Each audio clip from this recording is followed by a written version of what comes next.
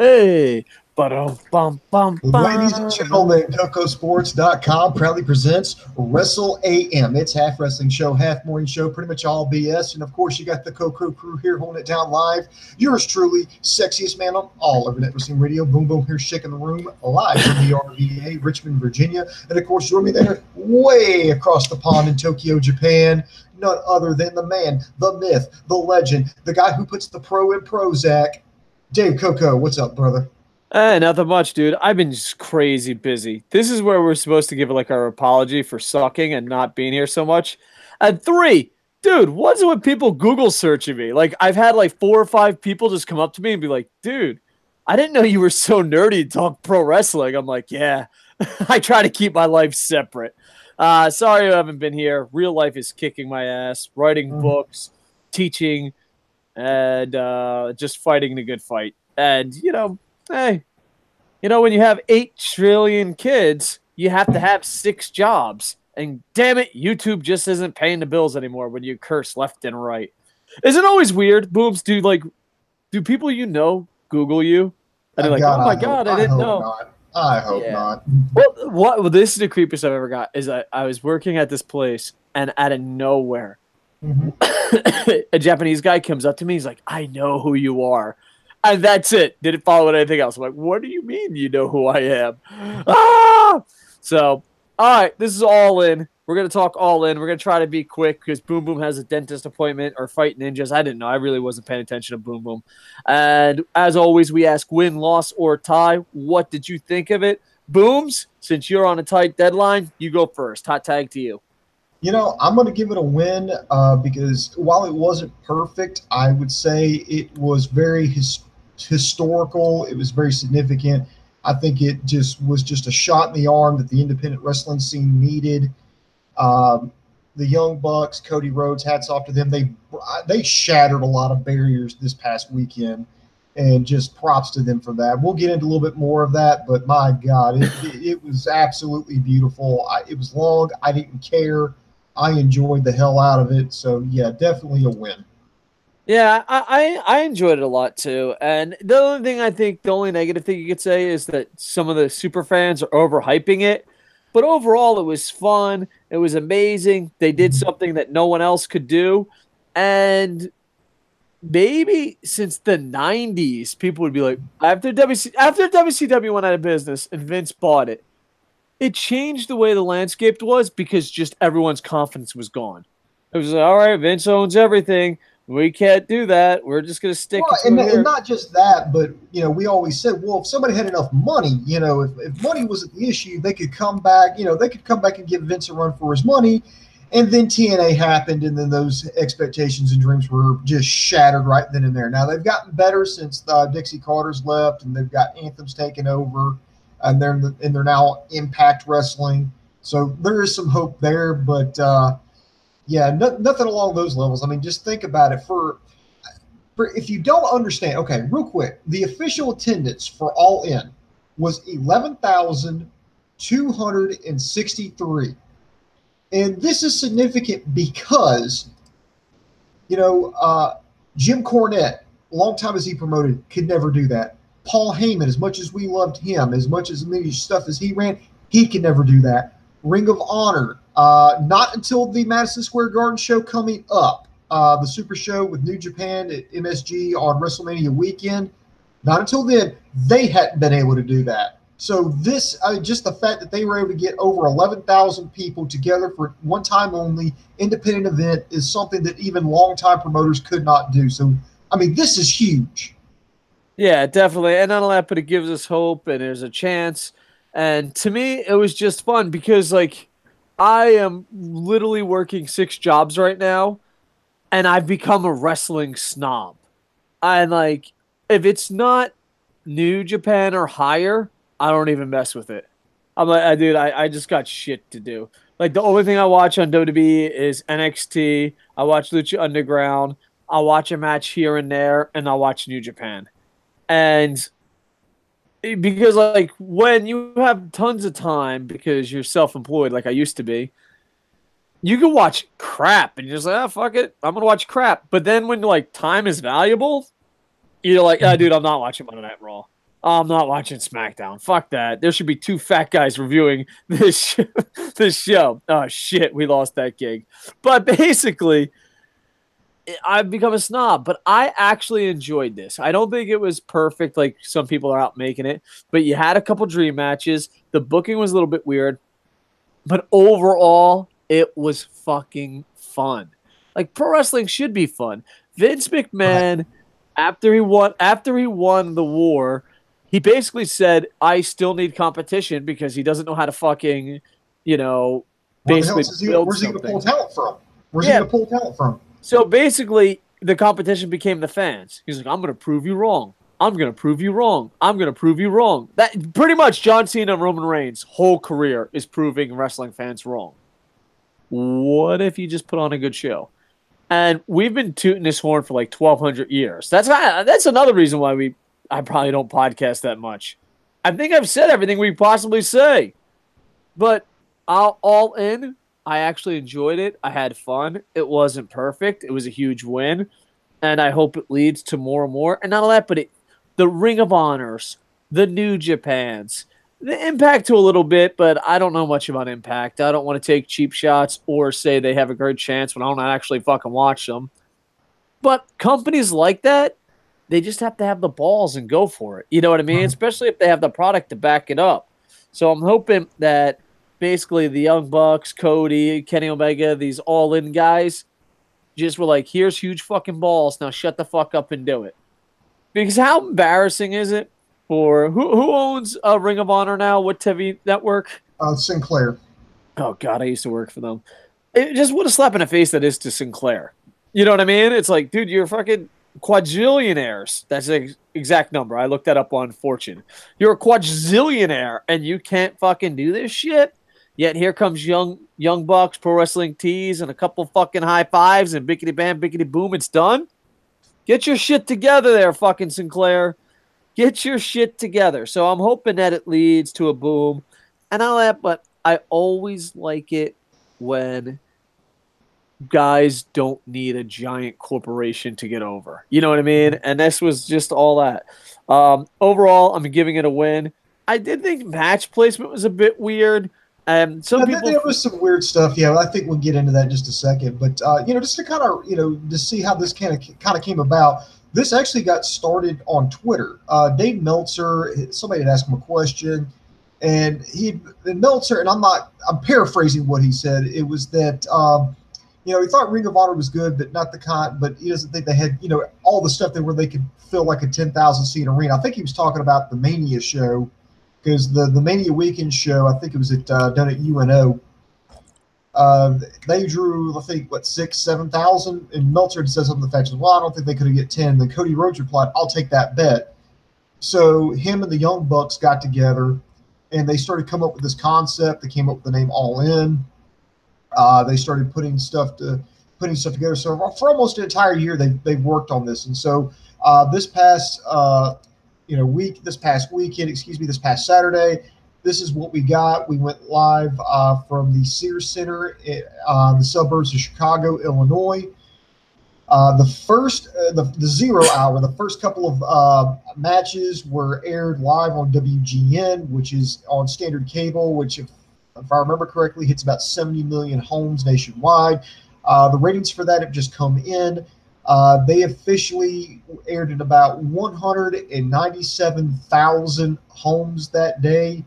To put that in perspective, that's significantly less than like your standard episode of Impact, which averages right around 225,000 viewers a week, which I don't think is that bad considering it was a one-time only thing. It really wasn't advertised, and from what I've read, some people were saying, well, I knew it was coming on, but it wasn't even listed on WGN. It was like listed as like a baseball game or something to that nature. So that's not half bad considering, but just to kind of put that in perspective. well, that's all. That's just all bonus stuff. So yeah, I definitely agree. It's pretty goddamn good. Now, you know, if it was weekly and they didn't improve, that would be Yeah. something else. But this is basically a Sunday night heat of a federation that never existed, almost getting impact numbers. That's amazing. Like, you could spin it and be like, "Oh, my company is better than your company," but no, that's still an amazing feat. So, congrats. Um, yeah, so and I hope there's more, and I hope that it's a kick in the balls to everyone else. I'm gonna read this comment, then let's break down the All right, card, go okay? for it. Go for it. Bernal assisted Sinclair should invest more in Ring of Honor. Yes, I agree 100%. I'm Douglas. All In was pretty great. I don't know why the independent circuit or since ROH isn't an indie, just the non WWE ones haven't gotten together like the beginning scene from the Warriors. Just egos. By the way, Absolute plus a egos. thousand points, plus 1,000 points to that gentleman. What's his name? M. Douglas. Plus 1,000 points for making a Warriors reference on this show. Second of all, I actually think you're right, Douglas. I think this is where the trend is heading right now. You see the collaboration right now with Ring of Honor New Japan. You know, there was Impact people out on that show. I mean, there was just a lot of collaboration. I think a lot of these companies are realizing, if we actually get together, maybe we've got a fighting chance here. And now I agree that I think eventually somebody's going to fuck it up for everybody else. But for right now, it seems like, hey, let's all work together, and let's come up with something special. I think that's the trend that it's going to. But into the show, we start out with 0 Hour. The kickoff match, we had SCU versus the Briscoes, just a regular match here. I thought it was entertaining. Scorpio Sky, Frankie Kazarian. They were doing like Iraqi parodies. By the way, if you didn't watch Being the Elite on YouTube, a lot of this shit probably made no goddamn sense to you whatsoever. But SCU doing the Rocky throwback, taking on the Briscoes. I thought that was a solid opener. SCU going over when Frankie Kazarian essentially reversed the Doomsday device by the Briscoes, got the pin. I thought it was a fun opener. I feel like I might be the only one that feels, I don't know. I feel like I'm in the minority here by a lot. I like the Briscoes. I've always liked the Briscoes. I still like the Briscoes. I was kind of shocked to see them not go over. Well, I mean, I thought they were going to go. I thought maybe they were going to go over because they were the Ring of Honor Tag Team Champions, and they're trying to build up this feud. Maybe they would just use this as another instrument to get over that feud. But I really don't have any problems with the booking on this one. I mean, it was just fun. I think maybe had this not been the opener, I think maybe the Briscoes would have went over like if it was like on the main show. But I think since this was the opener, they wanted to get the crowd hot. They wanted to start off with a positive note. I think that's the reason why they did it. So I don't have any complaints. Next year we had the 0 Hour kickoff match. Wow. The over budget battle royal. There was just a ton of people in here. I can't name everybody because I'm working with limited time here. We had Jimmy Jacobs, Billy Gunn, his son Austin Gunn, had the wee man Marco Stunt. We had Tommy Dreamer. We had Brian Cage. We had Hurricane Helms. We had Bully Ray, Colt Cabana, Chico El Luchador. We had Moose. God, just everybody and their brother. God, who's that chick in there? I cannot remember her name. I sent her a message actually on Facebook. Somebody help me out there, but I sent her a message saying that this is the first time I'd ever seen her, and I really liked what I saw, and I wished her the best of luck. She hasn't messaged me back, but Son of a bitch. yeah, I know. I know. She's the one who almost did like squatted Brian Cage. She is absolutely amazing. I thought Colt Cabana was going to win this one. But at the onset, Bully Ray powerbombed Chico El Luchador through a table on the outside. Everybody went to the inside. Everybody got a lot of stuff in. It was a lot of fun, a lot of different spots. You had the best friends. You had All Ego, Ethan Page, just all kinds of crazy stuff going along. Bully tossed out Colt Cabana, and it looked like Bully Ray had won, but no, then Chico El Luchador came in,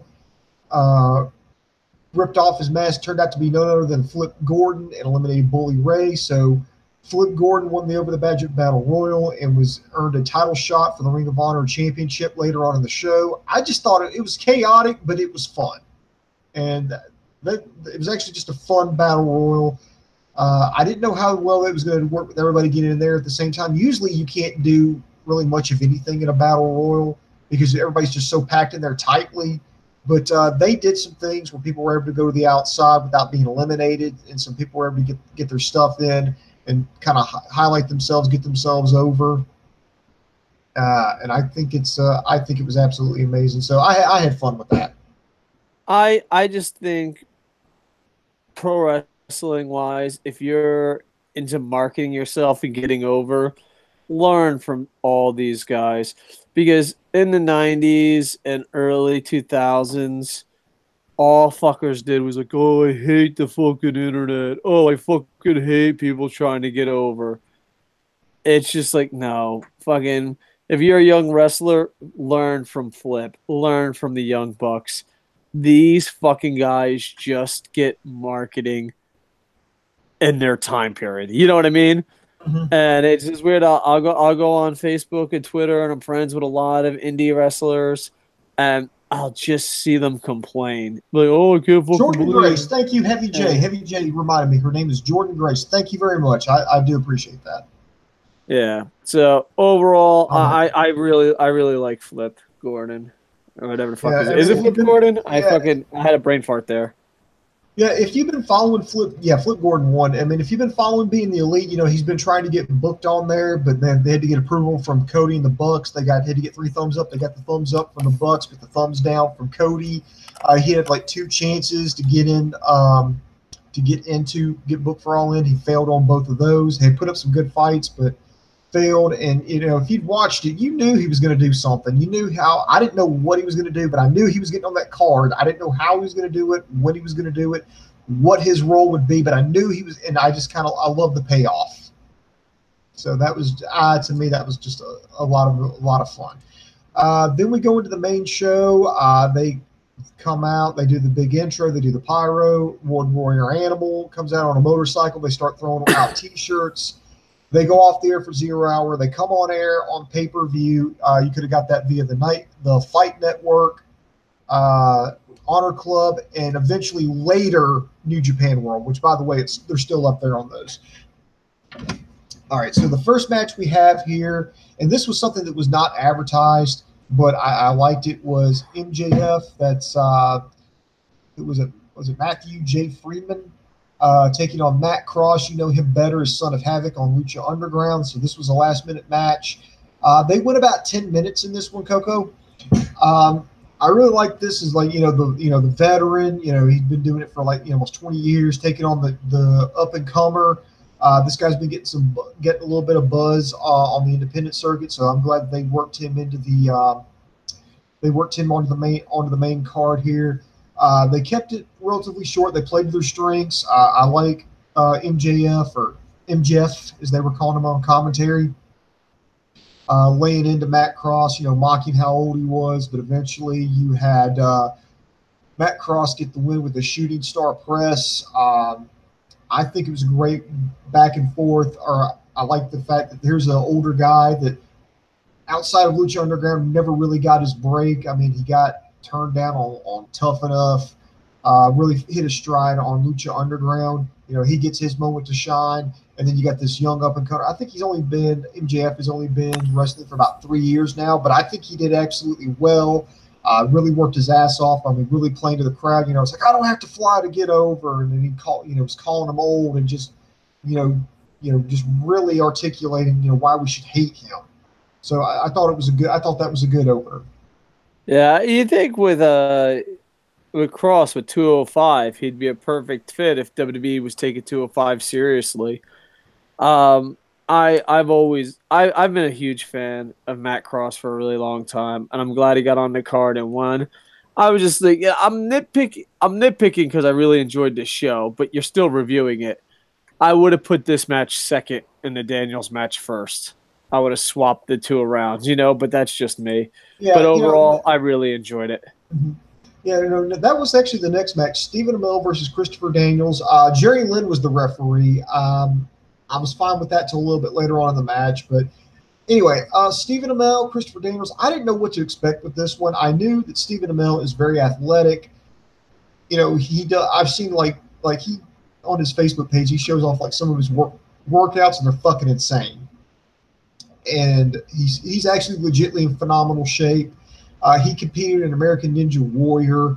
He made it through one course, and since it was for charity, it's like, oh well, let me just do this other course. And he made it about 2 or 3 obstacles in the second course before he eventually wiped out. But the guy has just got, the guy is in phenomenal shape. There's no other way to fucking put it. Just watch that. And you got Christopher Daniels, that ring general. That's not just something they came up with. That's what he really is. And it looked like a regular wrestling match. He treated Stephen Amell like a regular wrestler. I didn't see any major botches there because I didn't know how well it was going to come off, but I think it came off actually quite well. I like the table spot. Stephen Amell was going to drop the elbow on Christopher Daniels.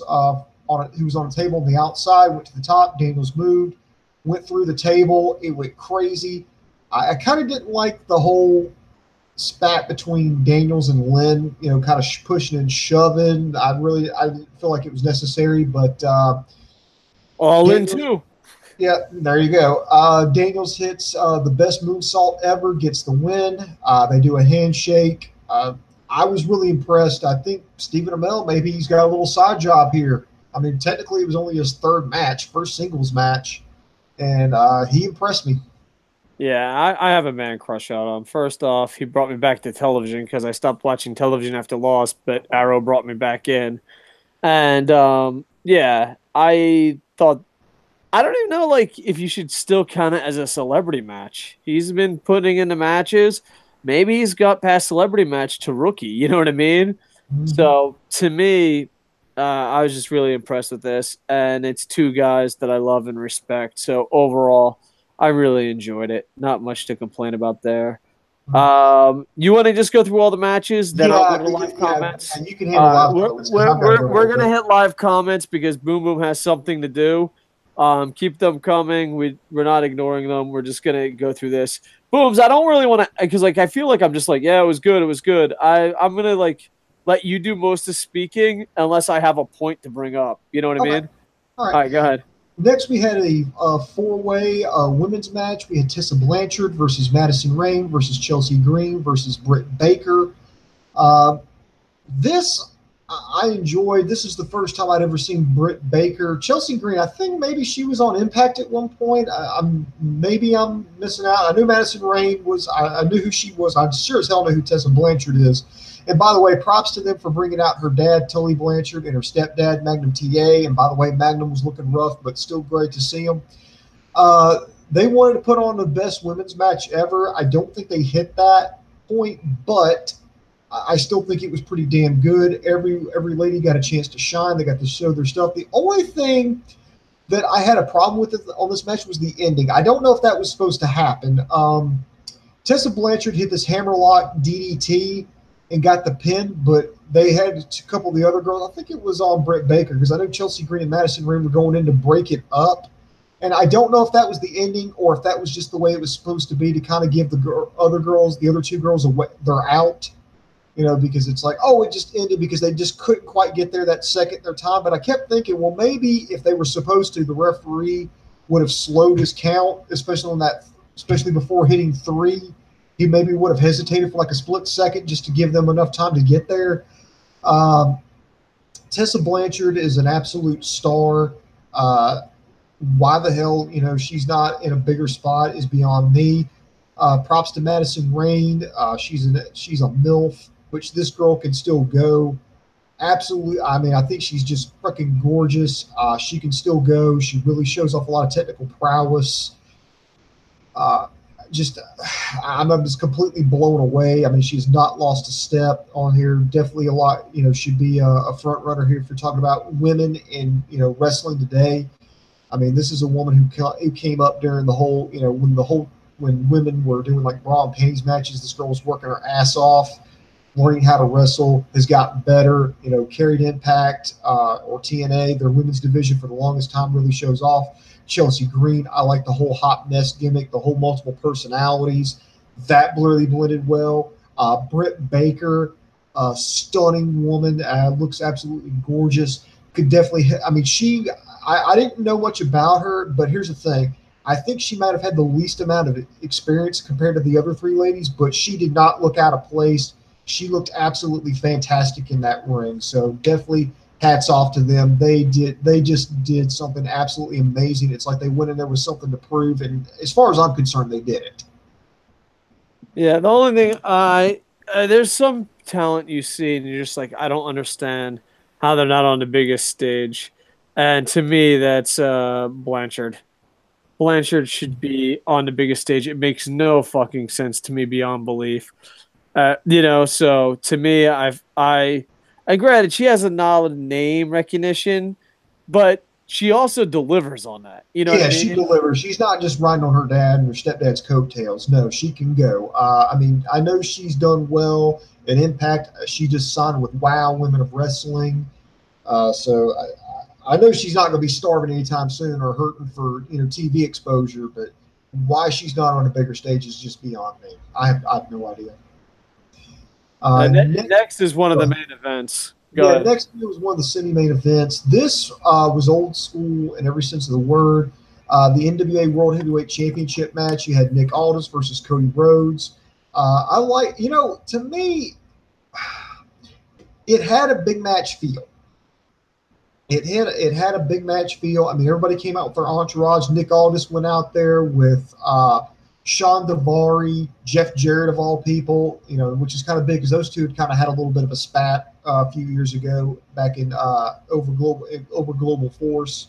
The guy he defeated, Tim Storm. Not too many people know who he is, but I do. He's the guy he defeated. Super nice guy. Sam Shaw was out there with him. Cody went out there with DDP, Glacier, Dreamer, his father-in-law, I don't know and Pharaoh, his dog, his wife Cody. Earl Hebner was the referee for it. I think it was it was a good fight feel. It reminded me more of a boxing match than anything else. The whole entourage. I mean, it's just they were hyping it. And by the time they got in the ring, the bell rang. I mean, you were already, the crowd was ready to go. I mean, they were just amped. It looked absolutely amazing. I didn't like this match as much because of a couple of things. One, I think the spot where Cody got caught with the elbow when he jumped from the outside of the bottom, and it looked like he was out, and Hebner was throwing up the X. And, and he comes up and he's got, cut open for. I think they did that too early. I wish they would have done that a little bit later. And the one spot I did like was Cody's in the submission, and Brandy's like, "You don't have to do this, Cody. You don't have to do this." I like that, but I did not like the part where Brandy threw herself on top of Cody when Aldis dropped the elbow. I don't know. Maybe it's just because I'm getting older. I just don't like the whole idea the woman throws herself on the man and a guy, elbows or, puts his hands on a woman like that. It's one thing if she's costing you the match or she kicks you in the balls or sprays you with mace and it's just some kind of comeuppance, but just shit like that. I'm just not a fan of. I mean, props to, Brandy for selling it. Props to Nick Aldis for taking care of her. I just, just visually, I have a problem with that. I wish that maybe they would have reshuffled some things a little bit around because I think they got the color too early. But that's just me. I still think it was a good match. It was definitely old school. It felt like an NWA title match. Eventually, they went for the ending like with Bret Hart versus British Bulldog, where they finally just got the roll up and just locked him down with the sit down for the pin. Cody Rhodes wins. Now, some people were arguing nepotism here, Coco. They were saying, "Well, Cody Rhodes booked himself to win. It's just like his dad." And I was like, no. Billy Corgan, who owns NWA now, he would have to sign off on that. To me, it's like, yes, the iron's hot. Cody Rhodes, this was a big show. Cody Rhodes was like the big star right now. What better person to carry that? And I think had Billy Corgan or anybody with the NWA had a problem with this, it would not have happened. So Yeah. I don't think Cody just said, "Okay, I'm booking myself to win in NWA," and Nick Aldis like, "Okay." No, I don't think anybody did that. I think this was the NWA, Aldis, Billy Corgan. They had to give the green light for this to even fucking happen. So And I you got to remember, it is a yeah. business. I mean, Mhm. it's a business. How the fuck? What? Like, I love this match. I love everything that it's about. But you honestly didn't think Cody was gonna win? Like, as soon as they're like, "Oh, Cody's going for an NWA title," I'm like, "That's awesome. He's gonna be the next NWA champ." Like, who the fuck thought? And I no. It's still a business and all that, but it just makes perfect sense. Me being a huge fan of the NWA, I'm glad it's back on the right track. I love the fact that they had a lot of guys out there like Diamond Dallas Page, Jeff Jarrett, who just had armies of people out there. I really liked it. I like that he gave a shout out to his dad, with the belt. Yeah, and the Um, elbow drops in there and early on. yeah, I love that, by the and I way. love, but like, I think this was for like wrestling fans in the late 30s, early 40s, maybe even later, like late 30s and above, that are Mhm. just absolutely remember being in childhood. NWA was very important to us, and it's back, and hopefully they can build off this. But I mean, as older fans, Dusty Rhodes' son, Cody Rhodes, with tons of talent in front of 10,000 people, winning the NWA championship, that's amazing. You know what I mean? It's just absolutely amazing. Um, yeah, and I thought, I don't know, it made me feel young again. And how long, Boom Boom, have we been wanting the NWA to do good, and Yeah. we just been disappointed? I Oh, think exactly. this is Me and you both argued for years that the NWA Heavyweight Championship was just fucking irrelevant.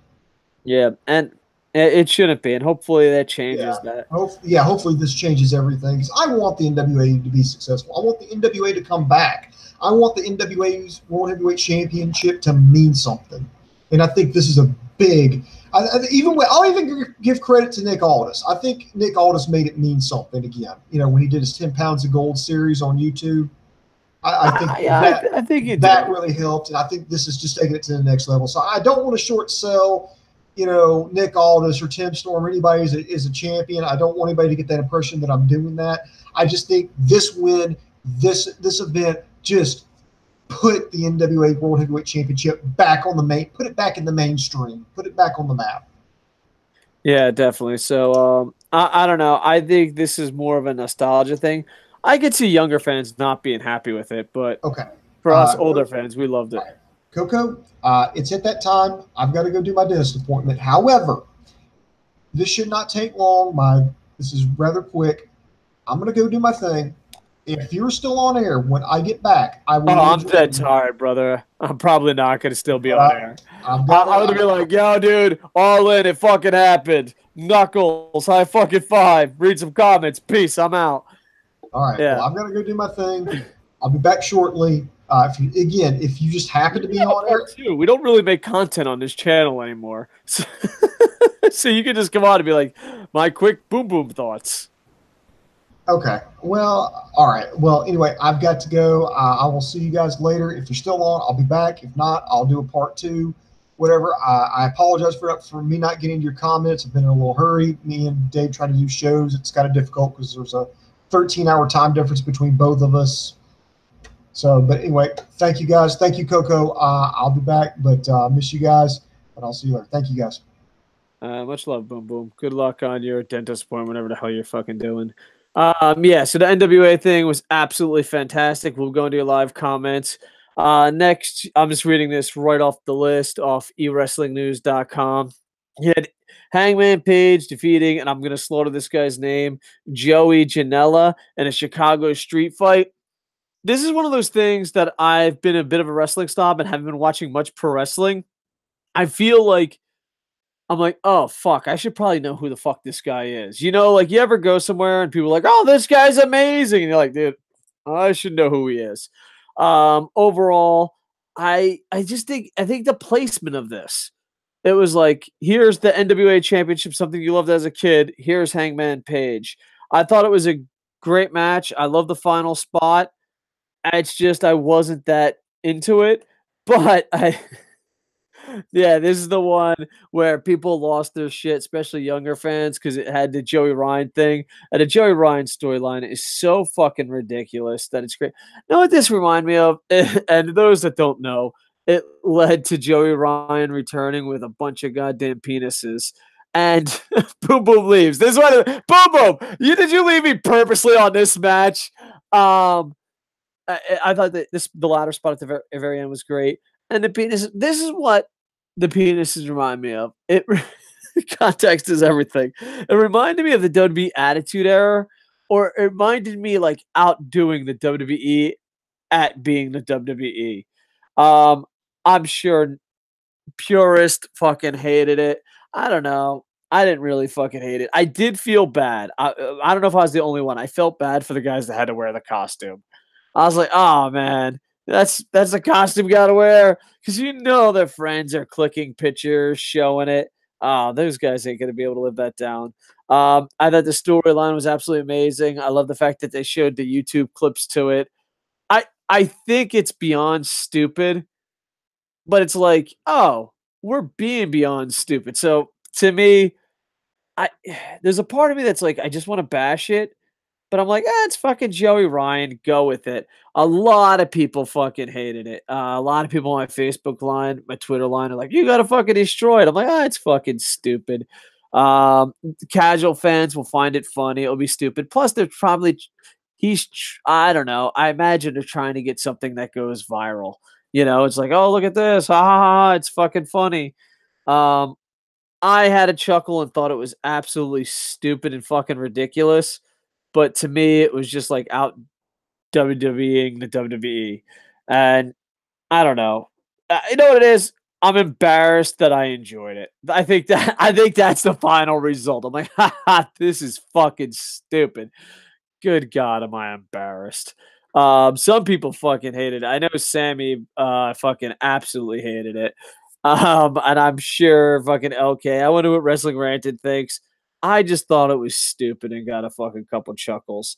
From there, you got Jay Lethal being Macho Man with Macho Man's brother, defeating Flip Gordon to retain the ROH championship. I wish there was more titles on the line here. To me, I don't know. I kind of wish it was more serious, Jay Lethal, but I completely understand. And again, it was like a comedy spot leading into another comedy spot. So once again, it was like the match order. The match, I think that's the biggest complaint I have of this. It's just the match order. It just seems weird. Overall, I thought it was okay, but it wasn't as stupid and over the top as the segment before, and it wasn't as good wrestling as the match after it. So it was just a weird spot, but I'm glad Flip got a shot, and then Bubba Ray went out there and destroyed him. Overall, I think okay, but also disappointed. Like, I understand why you did it, but to me, then this is the fucking thing that stole the show. How is this not the main event? It blows my fucking mind.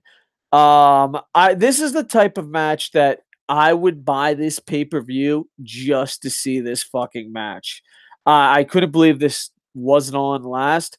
And for those that, don't know, I love New Japan's in-ring product and I love Lucha Underground's presentation. I love both these fucking wrestlers and Kenny Omega versus Pentagon Jr.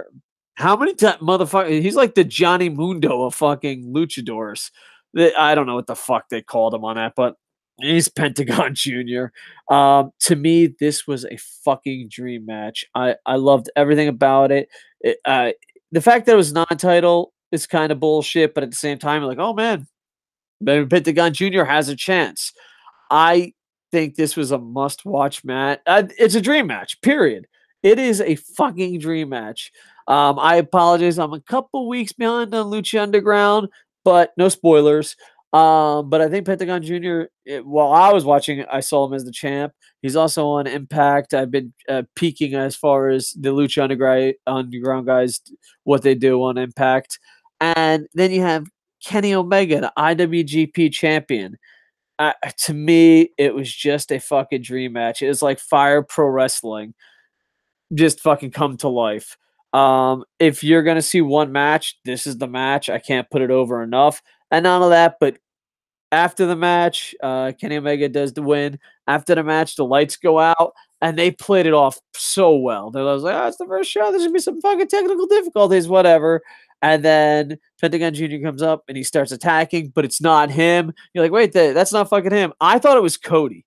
I for the longest time I thought it was Cody. And how many fucking times can this guy trick us? At least me. I don't know. Maybe he's not tricking you guys. But he unmasked, and I'm like, oh fuck, Cody. Well, it's not Cody at all. It's Chris Jericho. They advertise his cruise that Sammy's going on, and to me, it's just I fucking love Chris Jericho. I mean, granted, I don't really enjoy his podcast as much as I probably should, but man, it's just every fucking chance. A matter of fact, and a lot of times like, oh, you've been worked, like it's a bad thing. No, if you're a fan and you're worked and you're entertained and excited, that's a good thing.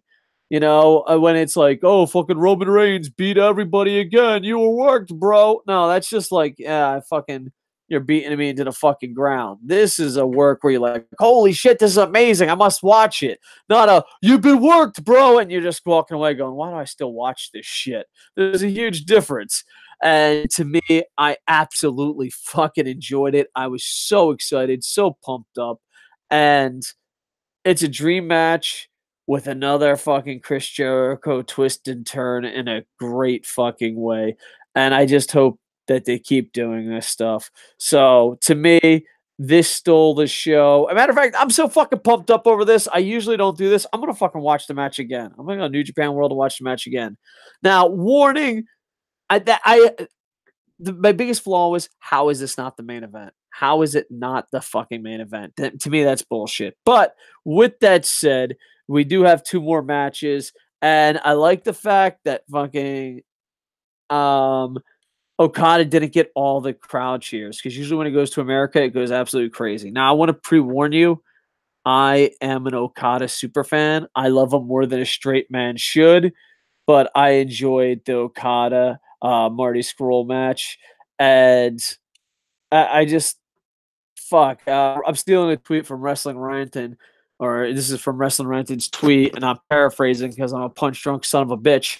But that's why Okada's the best in the business. It doesn't fucking matter. Like, a couple people were upset that this is who Okada was going to wrestle. I wasn't, and to me, it was just an amazing match, amazing story, and Okada is the greatest human being to walk on planet Earth. There, I said it. Overall, I enjoyed it. It's just, how do you follow up the Kenny Omega match? And then the Golden Elite, which was the Young Bucks and Ibushi, they go against Rey Mysterio, who had a badass fucking Wolverine fucking setup.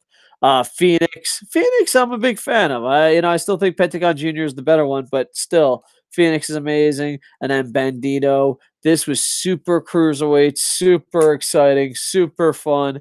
And how fucking exciting was it when Ibushi and Rey Mysterio fucking, just got in a ring one-on-one for a little bit.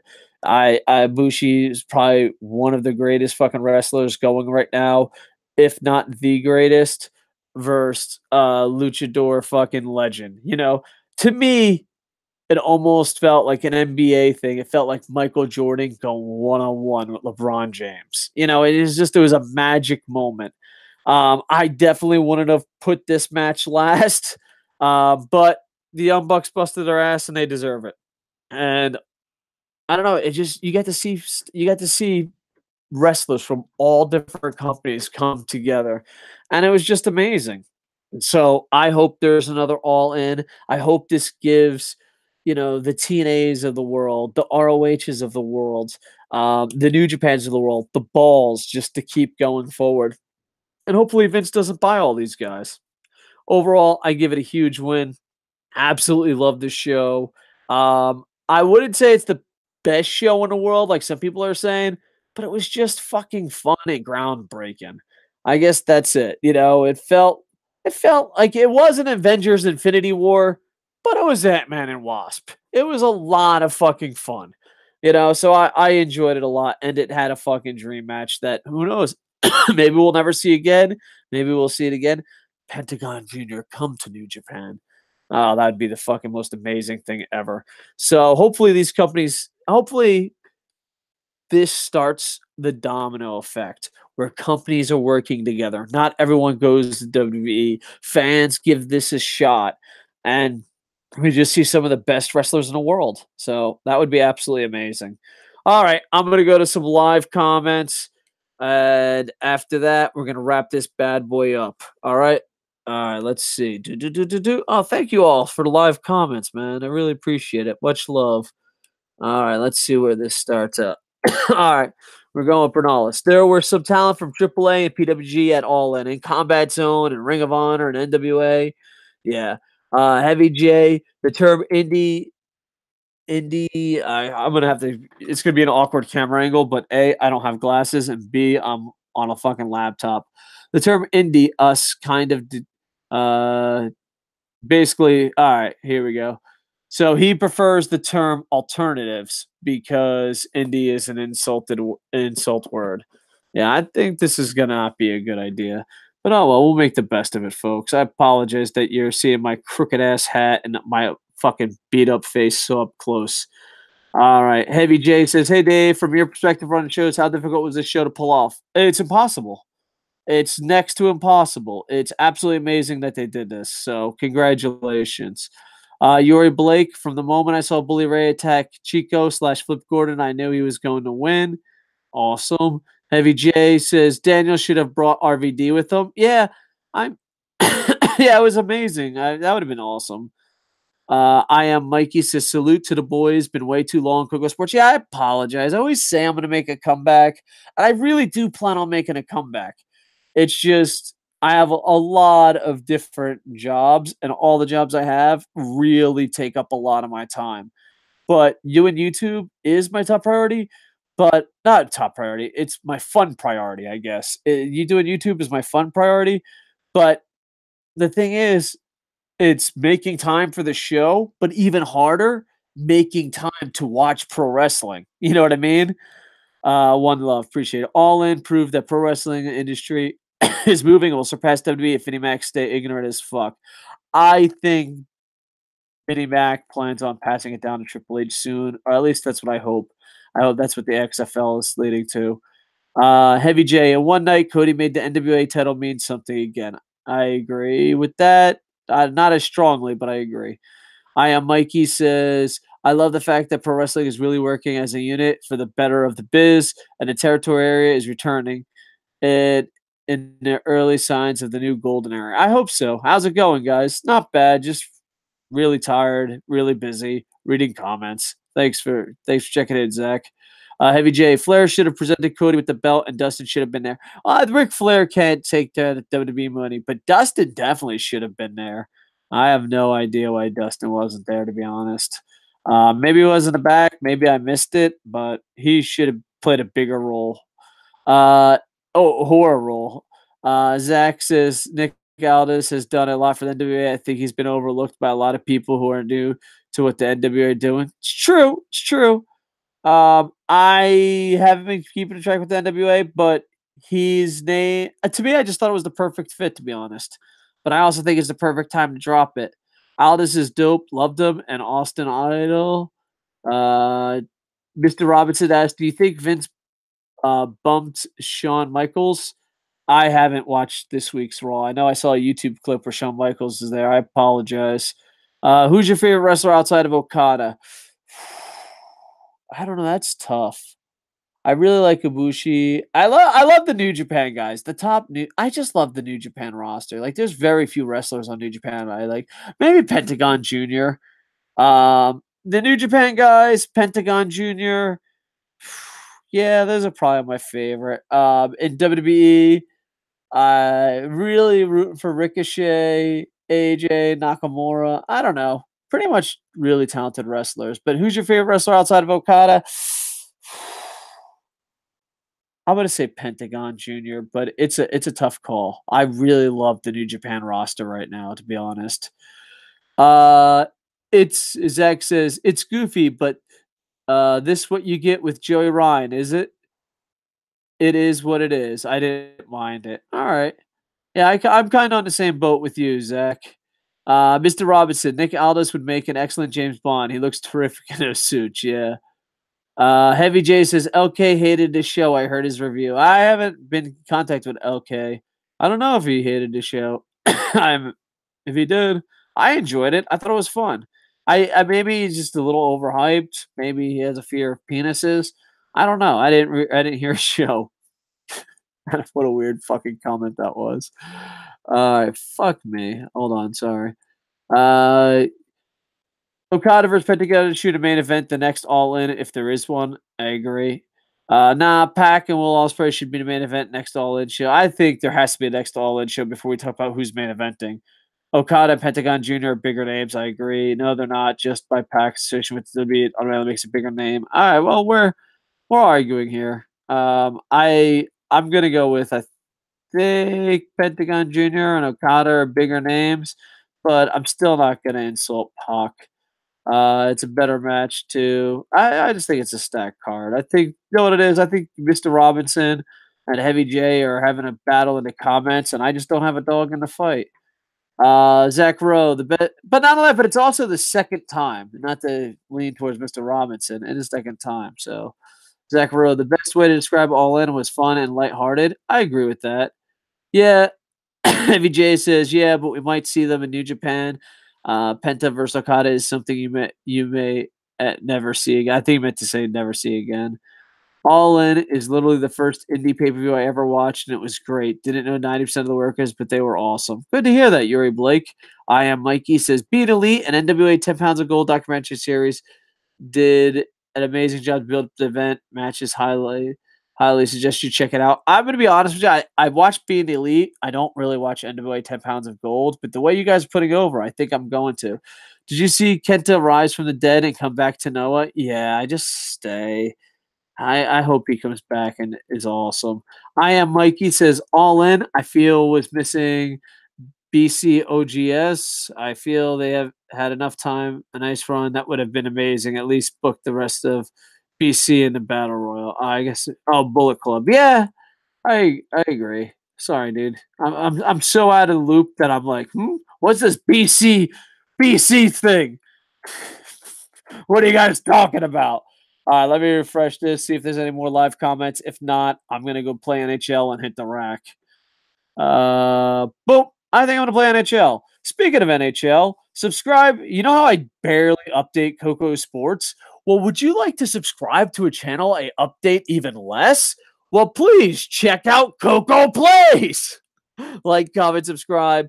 I have the desire to come back and do this more often. I just don't have the time. So I have to fucking balance my time. And yeah, so I'm hoping that I can podcast more, let's play more. I want to be a nerd again. It's just stupid fucking real life is getting in the goddamn way. Stupid real life. Who knew? Who knew running companies, working two full-time jobs, and wanting to be a fucking nerd and a novelist? Who knew that would all fucking clash and it wouldn't be enough time? Stupid fucking real life. Anyway, no, actually, besides me not being able to nerd much, I'm in a pretty good place. I just have to I gotta figure it away. I need time machines. I need to slow down time. I don't know. I need more time. That's what I'm saying. So thank you for those that watched. I know we used to be a lot more awesome, but sometimes we fail. Hopefully we can make a comeback. Everyone loves a comeback story, right? Let's make a comeback. See you later, Dave. 2018, still the year of the nerd. Fuck yeah. 2018, the year of I need more motherfucking time to be a nerd. All right. Like, comment, subscribe. Hopefully we'll make more shit. Sorry that I'm all fucking blah, blah, blah with the camera.